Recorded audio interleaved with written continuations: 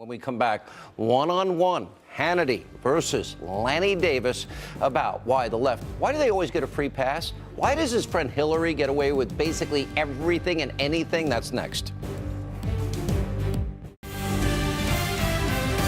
Welcome back to Hannity. Now, for decades, the Clinton political machine has been rocked by scandals, but for some reason, the mainstream, establishment, destroy Trump media, they always get a pass. Why is that? Joining us now, former special counsel to President Clinton, founder of Trident DMG, Lanny Davis. I quote him often. You know, you wrote a book that I really like. I mentioned this when I was in Washington with you. Tell the truth, tell it all, tell it early, tell it yourself. I'm going to start with a compliment, then I'm going to really pound you politically hard in spite of our friendship. You are so loyal to your friends. I admire your strength, your fight, your loyalty, your belief system. I like loyalty. I think it's a great quality in people. And I know you're a passionate person on the left. It's real for you, like conservatism is real for me. So I have great respect. Thank you. Your book is a great roadmap for people in trouble. I quote it all the time, even though I don't like you. Kidding. But here's my question. If I deleted 33,000 subpoenaed emails, if I did it, Sean Hannity did it. If Sean Hannity then took bleach bit and acid washed, basically, the hard drives that had the emails were on a server in a mom and pop shop bathroom closet, which is mishandling classified information. If I had somebody I know smash devices that were under subpoena, Blackberries, iPhones, if I had somebody that, if the FBI asked for my devices and I sent them devices without SIM cards, why do I think I'd be calling you from jail after my mugshot was posted? And I'd be saying, Lanny, can you help me out? And asking for a cake with a file. Look, first of all, thank you for your compliments and for your criticisms. I still love you, even though you're mostly wrong. No, you don't. You don't love me. You just stop. You're lying to people. You're mostly wrong. I forgive you. But on what you just said, the FBI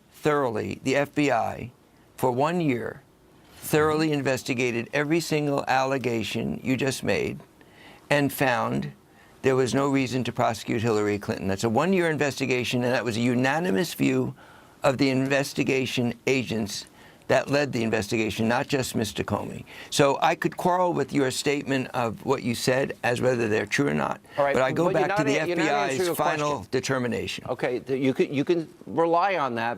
But what I'm arguing here is if you delete subpoenaed emails and you acid wash the hard drive and you smash devices, yeah, I know you heard me, but I like to repeat myself. Okay.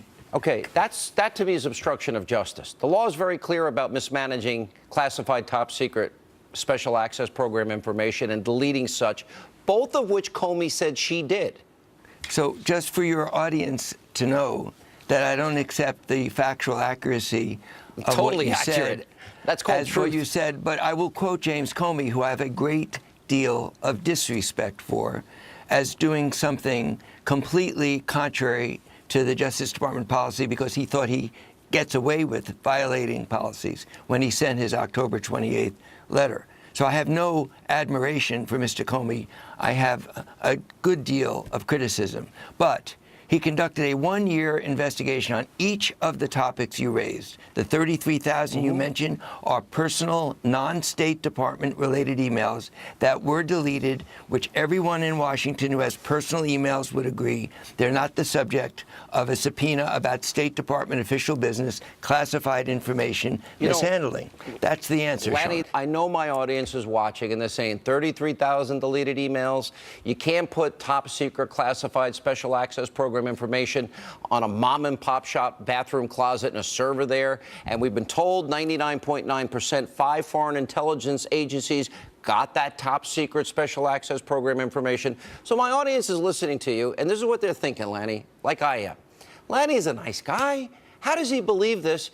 Because he knows that there's not equal justice under the law, and that, you know, when you talk about discretion, sometimes there are political considerations, and what I'm arguing to you is the Clintons always get the political considerations, and the rest of us, we get thrown in jail. And Paul Manafort's mistake is he didn't delete all his emails and acid wash them like Hillary. He should have done that, right?